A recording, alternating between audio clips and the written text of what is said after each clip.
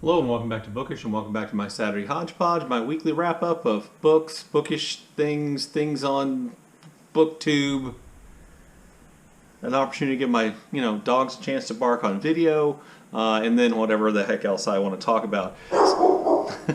As if on cue, I saw a truck drive by the house for a second and a half.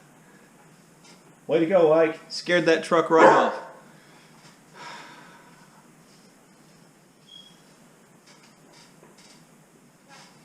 Every day. Anyway, so the first thing I wanted to talk about has to do with kind of a series of videos that have been going on BookTube. They were inspired by Barb over at the font and Kit from the channel Kit's World, and their video was called Newbie Booktubing, and I talked about all the stresses and all the things that kind of create angst for them as newbie booktubers, and a lot of booktubers have responded to that. I think that conversation has been great. I've seen responses so far from, let's see, I saw that Hannah talked about it somewhat in her Reads and Rambles video. I know that Shay talked about it. I believe Roz from Scaladanny about the books, Kim from the Middle of the Book March, and Steve Donoghue, because, what the heck doesn't Steve talk about on his channel when he put out, 5 videos a day?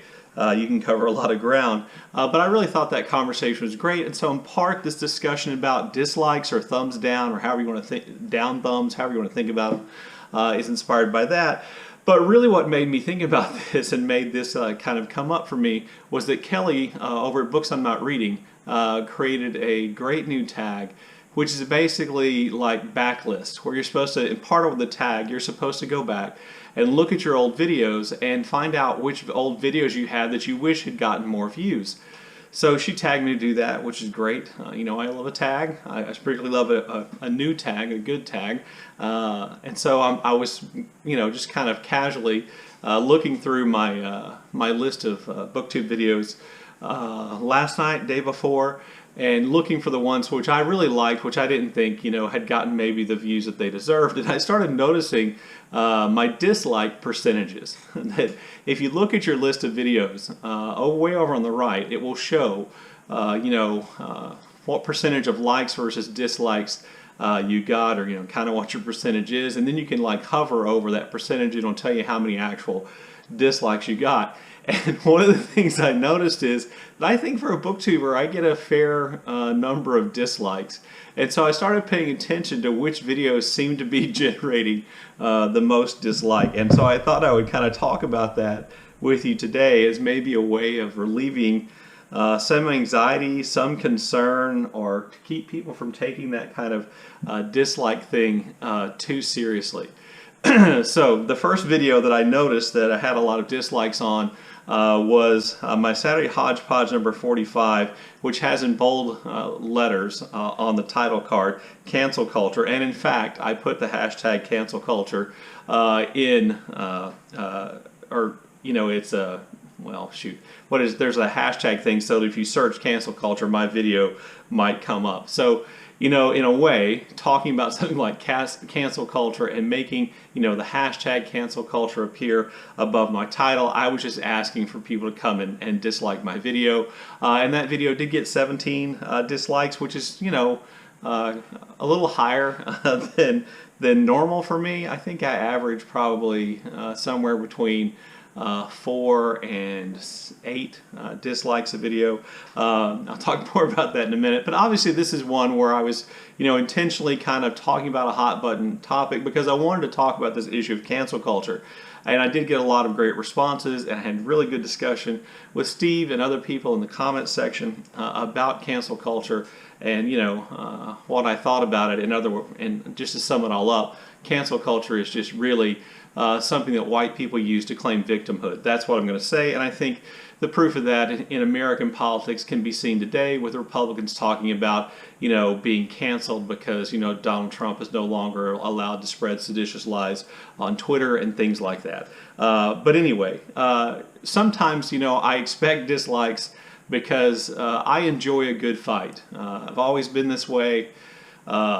somewhat combative in terms of my, not somewhat, if you follow me on Twitter, you know that I'm quite combative in terms of my political opinions. And so this one doesn't surprise me, nor does it upset me, because those dislikes mean that people came and they watched that part of the video and they were moved and passionate enough to tell me they disliked it, and that they left a comment on it probably, and they got in a discussion, and that's what I like. I like those kind of discussions. So, you know, here's something just to think about if you're a newbie booktuber or an old booktuber, and you do have your likes and dislikes turned on. By the way, you should know you can turn that off where it won't show up, and you know, I don't have any problem with people turning those off so that they don't see, or the number of likes and dislikes you get don't show up in a video. But if you make a video about a somewhat, even mildly controversial topic, you should probably expect to get some dislikes, and in a way, you're intentionally provoking those. So that didn't bother me at all. The next video I found that had a fairly high number of dislikes was the sex and literature tag, which I created, and it got 14 thumbs down, 14 dislikes. This doesn't surprise me at all. That tag was intended to kind of create a discussion about explicitness, or the way in which we as readers like for sexual situations to be handled in books, and so, you know, that's what the tag's about.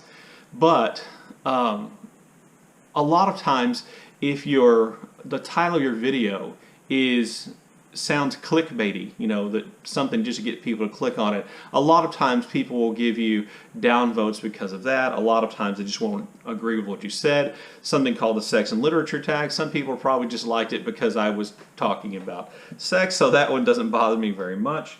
This one I found curious. So the next one is, I did a discussion of James Joyce's story, The Dead, in a Doubler's read-along that Alan at Big Hard Books and Classics was hosting. And this one is kind of a mystery to me. This one got 9 downvotes, which means that its percentage of likes to dislikes was, you know, I don't know, somewhere in the 50s, like 58%. Like versus 42% disliked, or something like that. This one is somewhat curious to me, but, and this is kind of where I'll just go ahead and let my paranoia show about these likes and about dislikes. From time to time, I provoke people on my channel, whether I'm talking about Black Lives Matter, whether I'm talking about Black History Month, whether I'm talking about cancel culture, because I make a video called Sex in Literature, and those people apparently, some people are so provoked by what I talk about that they seem to come back over and over again and dislike all my videos, whether they watch them or not. And the reason I suspect this is true is, and in looking at my dislikes in my past videos, there seem to be these kind of consistent waves of dislikes. Like for a month or two, I will have, you know, I'll average 7, 8, 9 dislikes for every single video, no matter what the topic is. Like this relatively innocuous video about me discussing James Joyce's story, The Dead. I doubt very seriously there are that many people passionate enough about the story of the dead who disagreed with my interpretation of the story of the dead so much that they just automatically disliked it. This leads me to believe that my haters out there subscribe to my channel just so they can see my video pop up in their feed and hit dislike. Fair enough. And if that sounds paranoid, you know, please let me know in the comments. Then the video that has the most dislikes are the ones I'm going to talk about. I do have a video with 20 dislikes, but I'm not going to talk about that one. Is a book Steve hasn't read yet, book tag. I got 18 dislikes on that, and I have a feeling this has to do with the loyal Steve Donoghue army out there who don't like anybody who in any way seems to poke good-natured fun at or to try to argue with Steve Donoghue. And you know, that's one of the joys I have in BookTube, is that Steve and I have this friendship in which we just give each other crap all the time on our BookTube channels, and I promise you it's all in fun. I promise you it is in the spirit of good-natured opposition and debate. That I don't dislike Steve Donoghue, he does not dislike me. There's no real enmity there, but I have a feeling I provoked the Steve Donoghue army with this one. And then the last one I want to show is one of the few videos in which I actually have more dislikes than likes, and this is Chronicles of Thomas Covenant, a read-along Chronicles of Thomas Covenant read along, in which I talked about the book The Ill Earth War. In looking at this, there are a couple of things about this that I think explain the 15 dislikes. One, I filmed this in my truck while driving home from work after the first day of school. It's not the highest quality video. I used to film a lot of videos driving in my truck, just to kind of use that time to create BookTube content, and because it was kind of different. And sometimes people like seeing, what goes on or what's going by in the window. But in addition to that, I made somebody pretty mad about the Thomas Covenant books, a series of fantasy books, which I started in a read-along with Steve Donoghue and I just gave up because I was hating the reading experience so much. And I know that I got into a discussion with at least one person about that who fervently disagreed with my ideas. And sometimes you just tap into a group of people who really like a book, and if you disliked it, then they're not happy. And I think that's what happened here. So the good news about all these dislikes is that it is, as far as I can tell, dislikes actually help your channel. So to make you feel better, dislikes actually help your channel, because they're interaction, and what the YouTube algorithm likes and recognizes and rewards is interaction.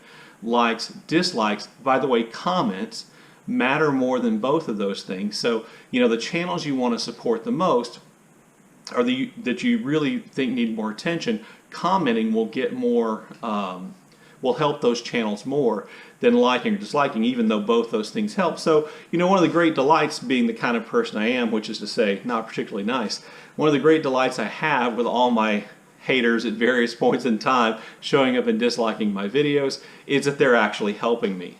They're in some way helping to promote my channel. So, if you're getting downvotes, dislikes on your videos, please be aware that those people are actually helping you. And then in addition, another way of looking at this, and I saw another YouTuber when I was doing research about whether or not likes or dislikes hurt your channel or not, I saw another YouTuber talking about this, is that if you are provoking a response, then in some way you're doing, what you wanted to with your channel. You are creating engagement. You are creating interaction. And that's kind of what we're all, or that's part of the reason. It's not what we're all doing here, but that's one of the things that some of us, and I guess that includes me, make videos for, is for that discussion, that interaction. So there you go. That's kind of, for good or for bad, my advice or point of view about likes and dislikes. As many of you know, I retired from teaching in May of last year in the midst of the pandemic, which meant I had not been teaching a class since March the 13th. We're coming up on a year since the last time I taught an in-person class. And one of the things that I realized this week, in part because I made the mistake of weighing myself, and in part just because of, sometimes just not feeling particularly good, is that I am far more sedentary than I was. And this may sound like an obvious thing about somebody who's in retirement, but, and to try to combat some of that sedentariness, I do occasionally go fishing. I do have an exercise bike. I do work out, not every day, but I do those things, which I'd been doing for a while. But what I realized was that when I was teaching, back in March of last year, and as I'd been doing for 31 years, I feel sorry for me. He's crying. When I was teaching, I stood up and taught my class 6 classes a day, 5 days a week, which meant I was standing for hours every day. And since I've been retired, well, who just stands up in their house, and to replicate that. And so part of my, feeling of not feeling particularly fit, and I assume part of my weight gain, has to do with the fact that I've just been too sedentary. So I've taken to standing up more during the course of the day. I've set up a way where I can have a standing desk, and I started watching YouTube videos on my computer while standing here in the study. I'm sure if anybody looked in, it would look really weird, but that's what I do. I watch YouTube videos. I make ideas for or come up with ideas for my videos, and so I've been standing a lot. So just an old man advice: if you're feeling that you're not particularly fit, and you're maybe experiencing some minor health issues like joint pain or whatever, standing up is something I'm going to do more often. So, if you were to drive by my house and you see me standing in the study, that's what I'm doing. So I have been reading quite a bit and been feeling pretty successful in my reading, but not very satisfied. In part because I've only finished one book. I think I mentioned this last week. I did finish Our Prison's Obsolete by Angela Davis, which shouldn't surprise you because it's a really short book. I thought it was really great information, really great ideas about whether or not the prison system we have is the prison system we need. I've also been doing BookTube reading on my Kindle. I've been reading an ebook version of We Keep Our Dead, or We Keep the Dead Close by Becky Cooper, We Keep the Dead Close, a murder mystery at Harvard in a half-century of silence by Becky Cooper. This is for the BookTube Prize. Also still reading Black Spartacus, The Epic Life of Toussaint Louverture by Sudhir Hazareesingh, which is part of the BookTube Prize, so I can't talk about that book either. And at the same time, I've been reading Caste, The Origins of Our Discontent by Isabel Wilkerson. This is not a BookTube Prize book for me, so I can tell you this is amazing. This is just amazing history, an amazing kind of social history, and I'm only about 200 pages in. This is a buddy read I'm doing with Noelle, the book rook, and I'm going to be reading more of this today. And then I'm also participating in a buddy read with Sean the Book Maniac, where we're just attacking the collected stories of Eudora Welty, reading one story a week, and then just exchanging our brief thoughts about that. And this has been just great. But what this means is, and if you picked up on this, I'm reading multiple books at a time. And while reading multiple books at a time is making me a much more productive reader. Generally speaking, I've mentioned this before, I'm a slow reader. I average between 20 and 30 pages an hour. And I've been averaging this week, about 75 to 100 pages a day, which, for me then is, 4 or 5 hours of pretty solid reading. Some of the books read faster, some read slower. I think I mentioned on my Kindle I seem to read a lot faster, and there are all kinds of reasons for that. But what it also means is that I'm not finishing books. And one of the great satisfactions I get as a reader is finishing a book. Aha, I finished it, I've closed it, and I get to reflect on how much I enjoyed it or I didn't enjoy it. I get to finally evaluate it. And I can't do that because I'm not finishing books, even though I'm reading lots of books. So I'm kind of thinking about, setting aside one of the books, plowing through another, so I can have that satisfaction of having finished the books. The dogs are on a real roll today. So, as a part of that, reading, like I said, I have been reading short stories by Eudora Welty, along with Sean the Book Maniac, and I'm going to just say, this has been delightful. I've read some of these Welty stories before. I'm an admirer of Eudora Welty as a short story writer, but getting to read these, slowly, only on a pace of one a week, and then getting to share my thoughts with Sean and hear his thoughts about the books has been great. And one of the things I think that is delight about reading, I'm just going to say works written in the past, is that oftentimes I find myself just delighting in the language and the writing itself. And for Welty, I think she's a great example of somebody who's just a great writer. So I thought I'd read the first 3 paragraphs of her short story, The Key, just to give you some idea if you've never read anything by her. Or if you've only read her novels and found her novels to be unsatisfying. So these are the first 3 paragraphs of the story The Key. It was quiet in the waiting room of the remote little station except for the sounds of insects. You could hear their embroidering movements in the weeds outside, which somehow gave the effect of some tenuous voice in the night telling a story. Or you could listen to the fat thudding of the light bugs and the hoarse rushing of their big wings against the wooden ceiling. Some of the bugs were clinging heavily to the yellow globe like idiot bees to a senseless smell. Under this prickly light, 2 rows of people sat in silence, their faces stung, their bodies twisted and quietly uncomfortable, expectantly so, in ones and twos, not quite asleep. No one seemed impatient, although the train was late. A little girl lay flung back in her mother's lap as though sleep had struck her with a blow. Ellie and Albert Morgan were sitting on a bench like the others, waiting for the train, and had nothing to say to each other. Their names were ever so neatly and rather largely printed on a big reddish-tan suitcase strapped crookedly shut because of a missing buckle, so that it hung apart finally like a stupid pair of lips. Albert Morgan, Ellie Morgan, Yellowleaf, Mississippi. They must have been driven into town in a wagon, for they and the suitcase were all touched here and there with a fine yellow dust, like finger marks. I realize, that oftentimes I'm not the best reader, and oftentimes it's hard to convey the beauty of writing and just hearing someone read it. But I was just blown away by that opening of that story. Okay, so this video is already going really long. Let me make some recommendations.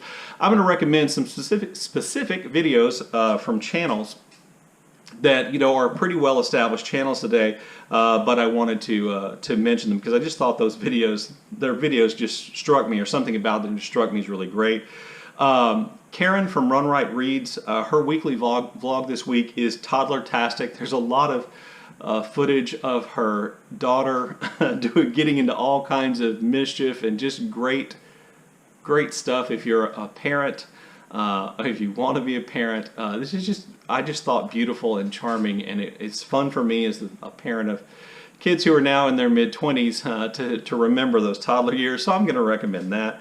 Also, Hannah, I mentioned her channel from Hannah's Books, did the A to J tag this week, and in that she had to name her favorite fictional character, and she chose Huckleberry Finn.